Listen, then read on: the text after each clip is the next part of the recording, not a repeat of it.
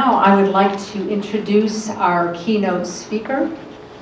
She is one of our own, Melvin. She is a financial advisor and certified divorce analyst with Investors Advisory Group in Waukesha, Wisconsin. She received her Bachelor's of Science in Personal Finance from the University of Wisconsin-Madison and her MBA with a finance specialization from Marquette University. Debra has been working in the investment industry for the past 15 years. You don't look like you're old enough to do that. Thank you. She grew up in Oconomowoc and currently resides in Milwaukee with her husband, Nick. Oftentimes, her clients can answer yes to one of the following questions. Are you the financial decision maker in your household? Have you been through a big financial change, such as a layoff, divorce, job change, retirement, or the unfortunate loss of a spouse that has impacted you emotionally and financially? Do you sometimes feel worried about the economy and where you should be putting your money? Deb's true passion is financial education for women. She's a member of the Wauwatosa Chamber of Commerce, where she started the Women's Leadership Committee and currently serves as Vice President of Milwaukee Alumni of Phi Beta Phi. She's also actively involved in the Collaborative Family Law Council of Wisconsin, Executive Women's Golf Association, Professional Women's Club of Chicago, Accounting and Financial Women's Alliance, Women's Focus, and Wisconsin Women's Alliance. She also volunteers with us, helping those in job transmission with their finances. And so let us welcome Deb Melvin.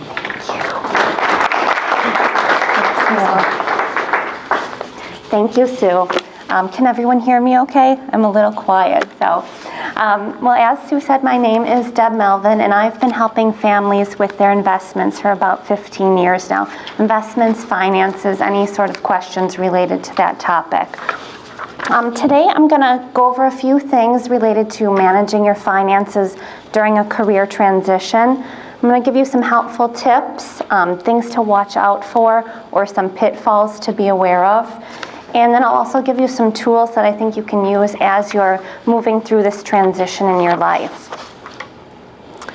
Before we get started, I just want to tell you a little bit about the company that I work for and share something with you that's pretty important to me. So on the screen you will see our mission statement, which is to guide our clients in making sound wealth management decisions throughout the stages of their lives so that they may fulfill their passions and achieve their dreams. And then even more importantly, we have a spiritual commitment. And this is out of love for our Lord and Savior, and in the service of others, we will help our clients fulfill their purpose, achieve their greatness, and accomplish their dreams. So in everything that I'm talking about today, these two principles really are going to be the foundation of any financial planning that you do. And I looked through the Bible and tried to come up with some Bible verses that I thought were appropriate relating to money. And there are quite a few in the Bible, so I just picked a few of my favorites. And the first one is out of Luke chapter 14. For which of you, intending to build a tower, does not sit down first and count the cost, whether he has enough to finish it, lest after he has laid the foundation and is not able to finish, all who see it begin to mock him, saying, this man began to build and was not able to finish. So you can see in the Bible there are discussions about planning and budgeting. The other verse I wanted to mention was Philippians chapter 4, verse 6. Do not be anxious about anything, but in everything, by prayer and petition, with thanksgiving, present your requests to God. Or as my dad reminds me regularly, worry about nothing and pray about everything. And the final one is from Luke chapter 16. Whoever can be trusted with very little can also be trusted with much. And whoever is dishonest with very little will also be dishonest with much. So if you have not been trustworthy in handling worldly wealth, who will trust you with true riches? So our chief investment officer at work also says, be good stewards of your earthly dollars. And I think that's a good way to look at things. Don't just bury your head in the sand. Really put a plan together. Even if it's difficult and you're going through a difficult time, do your best to do that. And I think these verses do a good job of reminding us that God is there for us, but He really does expect things of us as well. Okay, so now I'm going to transition over to some practical tips. So unfortunately, layoffs have become a part of our reality. You yourself might be in a job transition. You might have a neighbor or a friend who's going through a transition as well. The unemployment rate has gone down. It's around 5.6% right now, which means 8.7 million Americans are unemployed. Now that's close to our normal range of unemployment, but we have to remember that many are still very underemployed. People might have found work, but it's not at their skill set, or they might not be being paid what they used to be paid. Wage growth also remains very weak. So just in my professional life, I work with a lot of people who were laid off during the last recession, oftentimes right around the age of 60, not quite ready to retire, too young to get on Social Security. So I do know that it can be a very emotionally and financially difficult time. So hopefully some of these tips will either help you or help someone you know kind of work through that process. Okay, so while there's not much we can do to always prevent a job loss, we want to make sure that we do have the tools available to manage a job loss. And my goal here is really that you become proactive and take control of your financial life, no matter what situation you're in. So that's what we're going to try to achieve here today. So today we're going to talk about 4 main areas. One, we're going to identify your core ongoing expenses. So that's really step 1. Look at what your core expenses are. Secondly, we're going to look at what funding sources you have, what assets you might have available, where the income might be coming from, just basically how are we going to cover these expenses. Third, if you're looking for a job, we're going to talk about setting a realistic time frame for that job search. And then we're going to cover, if you have to tap into your retirement dollars, when and how to best do this. Okay, so step 1 is to identify your core expenses.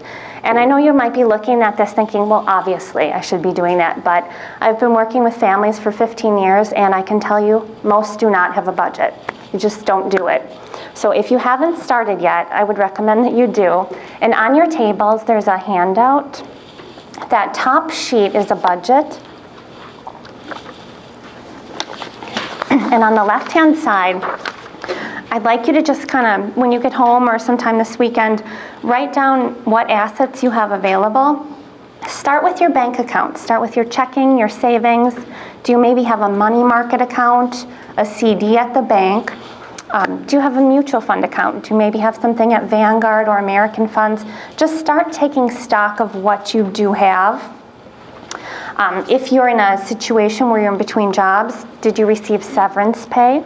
Or maybe get some unused vacation pay? And then on the right-hand side of the sheet, you'll see typical monthly expenses. So fill in anything that is appropriate for you. So when we talk about core expenses, those are going to be things that we cannot get rid of, right? So our food. And a common mistake I see is people under budgeting for their grocery bill. So maybe take a closer look at that and try to come up with a realistic number.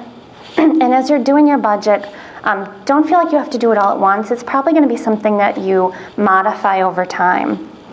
Shelter, do you have a mortgage payment, rent payment? That's going to fall under core. Transportation costs, your vehicle, your gas, and then insurance. So that's really what falls under our core expenses. If you're in a situation where you've been laid off and you're worried about the future and you don't have a lot of savings, I would strongly suggest that everything that isn't a core expense you cut right away. So that might be your cable. If you have someone taking care of your yard, it could be dinners out. If you have more than one phone line, look at those areas and just try to make the hard decision to cut them. You can always sign up for them again later. And then again, have a realistic expectation when it comes to the time frame. It's a tougher job market, so you really do want to plan for 9 to 12 months to replace the position that you've lost. One thing you can also do is contact your creditors. They may be willing to work with you to create a more flexible payment plan if you can no longer afford the payments that you have been paying. And if you are married, I would recommend you do this together. It's a lot easier to stick with it if you're both on board with the budget. There are a couple of resources online, and you've probably heard of some of them. I'm sure you've all heard of Dave Ramsey. He has a lot of great ideas. If you go to his website, you'll see a lot of good budgeting tools and tips. One thing that I've actually done that he recommends is his envelope method. So if you say your grocery bill's $100, put $100 in an envelope, and you use that money to go grocery shopping. And then when you take the cash out, you replace it with your receipt. And you'll find that you do spend a lot less than if you're just running to Pick and Save and swiping your credit card. So that's a good tip. So his website's a very good resource. Another one is mint.com. There's a lot of good budgeting tips on that website as well. Okay, so once you've taken the time to do your budget, and again, it may take you a few months to get it right. You know, start right away, but then tweak it as you need to. But once you've done your budget, then you're going to look at where are the funds going to come from to cover these expenses. So typically when you've been laid off, we recommend that you make it your full-time job to look for work. But again, since this is a more difficult environment, I would say to start looking for part-time or consulting work right away just to help fill in some of those gaps. Of course, apply for your unemployment benefits right away. That's number one. Another option for funding is if you happen to have a life insurance policy with cash value, look at pulling some of that cash value out of the policy. The only thing to watch for there is then you are technically creating an additional monthly bill, so just be aware of that. As I said earlier, I worked with a lot of women and men who were laid off in their early 60s. So if you are 62, think about taking Social Security benefits early. If you happen to find a job later on, you can always pay back Social Security and then start Social Security later on at your full retirement age. So you aren't necessarily locking in that lower payment for the rest of your life. And if you go to the Social Security website, socialsecurity.gov, you can actually play around with the calculators, and it's a pretty helpful website. Next, I would look at any cash you have available. Again, money in the bank, a money market account, CDs. After that, I would look towards investments. Start with non-retirement investments if you have any, and then look to retirement. Healthcare is going to be one of the toughest decisions for you. You can look at COBRA, but we all know that that's very expensive. Another thing that you can look at is going on the exchange with the Affordable Care Act. And John was kind enough to share with me this evening another option, which is christiancare.org. So that's a kind of an insurance, it's not insurance, it's a pooling, a risk-sharing pool. So those are three options for you if you're worried about your health care. Home equity is an option. If you do have home equity line available, that's something that you can tap into. And typically, other than our house, our largest asset is our retirement account. That's our last resort, but if we need to tap into it, we need to tap into it. Okay, so while it is the last resort, unfortunately, it may be necessary in some cases to tap into your retirement account earlier. And depending on how long you've been working, your specific situation, everyone's situation is going to be very different. But I would say work with a professional to take money out of that account in a way where you can avoid the penalty. There are a lot of ways around the penalties that exist in a retirement account. So really plan it and do it in the most tax-friendly way possible while keeping your long-term goals in mind. And I know it can be very discouraging when you're going through a job transition to keep your eye on the long-term goal, but it is still important to do so. Okay, so if you do have assets to tap into, again, start with the money in the bank, the money market, savings, CDs, and then look to investment accounts. Now, the main reason we say that is that if you have $5,000 in the bank, aside from maybe some interest, small interest that it might be earning, you have $5,000. If you have $5,000 in an investment account, a mutual fund, you really have to be aware of what the market's doing. So if you're in a situation where you might be needing this money in the near term, you might not be able to afford it if your $5,000 account became a $4,000 account. So it's really important to look at your financial plan and revisit some of this if you are at a point in your life where you're going through a big change. Okay, so as we said, taking money out of our retirement accounts is our last resort, but it may be something we have to do. When we take money out of our retirement accounts, we have to watch for two things. And this is something I see a lot at work now, because it's just, if you're looking for a job, you may have to tap into this account, and that's what it's there for. But if you take money out of the IRA or retirement account before you're 59 and a half, you'll have to pay income tax on that, whatever you take out, just as if you've earned it. And then you will also have to pay an additional 10% penalty. This can be really tough for people. I was working with one woman, and she was out of work for a few years, and she said, why do I have to pay taxes on this? I'm struggling, I have no income. But to the government on paper, if you've taken it out of your account, you might look like you've made a lot of money. So that's something you really need to be aware of. There are some exceptions to this penalty, and I'm not going to go through all of them on this list here because they don't apply to this topic. But the first, of course, is age 59 and a half. If you reach that age, then the penalty is waived. Substantially equal periodic payments is another way that you can avoid the penalty, and I'll get into that in a little more detail later. And then finally, if you still have money in a retirement plan at work, you can avoid the penalty a little bit earlier. You can do it at age 55. Once you take it out of that work plan, the rules change to 59 and a half. So it's important to know what exceptions do exist out there.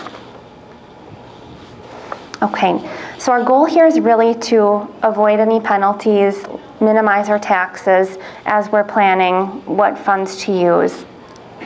It can make a big difference if you're using an IRA or if you're using 401k money. So a lot of times you'll just hear if you watch any financial news programs, every commercial is roll over your 401k to an IRA with me, right? It's just assumed that it's what you should do. But there are actually cases where it does make sense to leave it in your retirement plan. So if you have moved your retirement account from a 401k into an IRA, any distribution under 59 and a half will cause a penalty. If you leave it in your work plan, you have more flexibility with that age number, and you can avoid the penalty at age 55. So I would caution you, before you do anything, really work through this or meet with somebody who can help you, and make sure you've thought about your potential needs in the future before choosing to roll over something. Okay, so the IRS has come up with a few ways for us to avoid these penalties. One is called substantial equal periodic payments. This is a way for the IRS to allow you to take out payments early without a penalty, but you have to follow a very specific IRS formula. So you can't just take money out as you need it. You have to follow the formula, and the IRS guidelines will tell you what that formula is. Okay, so even if we're avoiding the penalty, we still have to be aware that anything we do with a retirement account is taxable income. So we do want to pay attention to that. And if you've been laid off in, say, September, and you know you're going to need it to tap into your retirement account, you might want to wait to start these payments until January, when you're in a year where you're no longer earning your regular income. So if you choose to start these payments, the IRS tells you you have to either take them for 5 years or until you reach age 59 and a half, whichever is longer. So you have to stick to the plan. If you don't fulfill your obligation and you stop taking payments after year 4, you're going to have to go back and pay a penalty on the whole thing. So There are ways around the penalty, but you really need to be educated and informed before making a decision.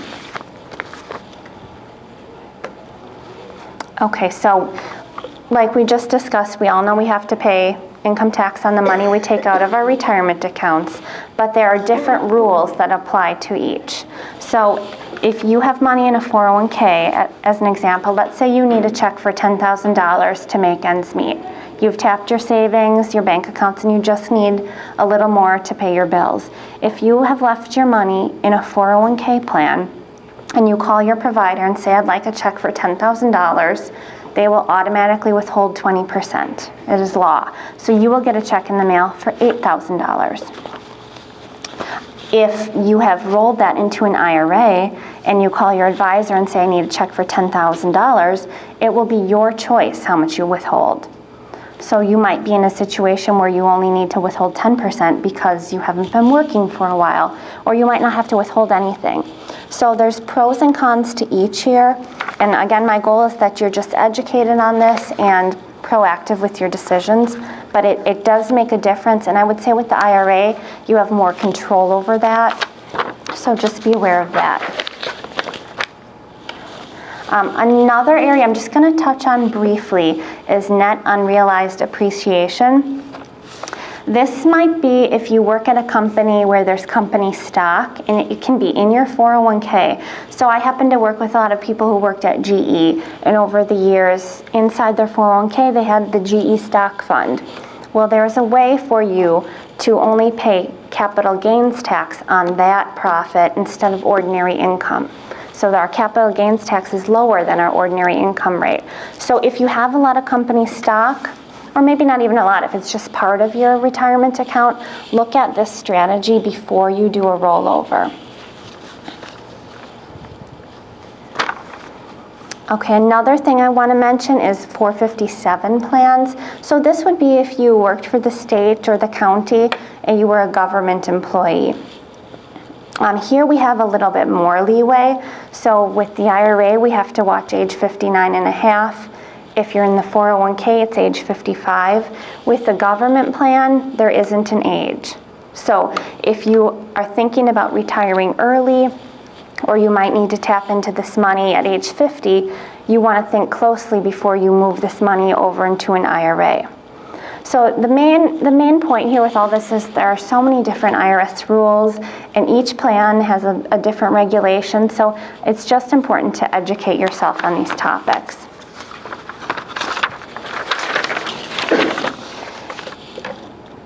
And then finally, when you do find your new position, I just wanted to remind you about the 60-day rollover rule. So if you've taken money out of your retirement account and you found your new position and you've started, and you might not need all that money anymore because you have an income coming in, if it's within 60 days, you can put that money right back into your retirement account and you won't have to pay the tax or the penalty.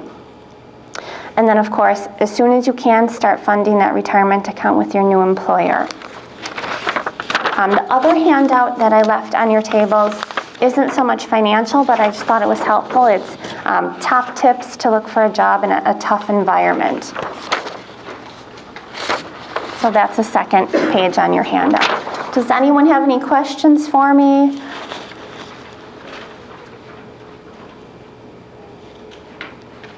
Yeah. I was just wondering, I'm going to be losing my job soon to outsourcing. Okay. And they haven't brought up like 401k, whether it gets rolled over, we're forced to take it.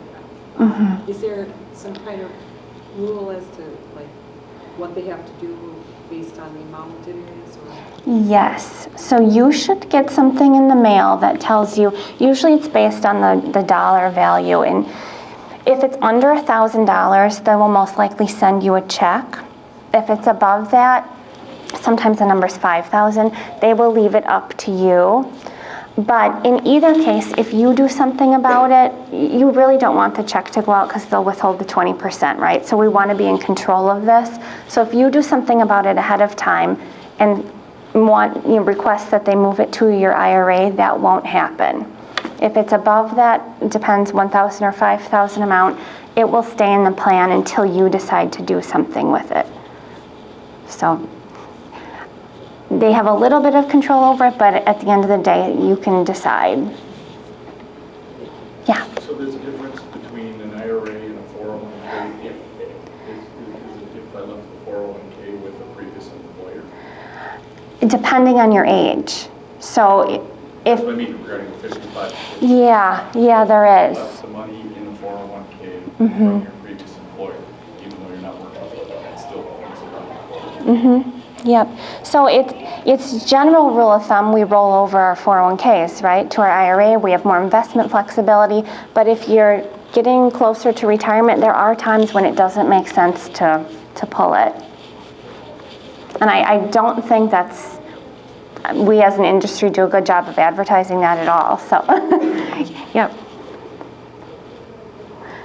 Well, thank you very much.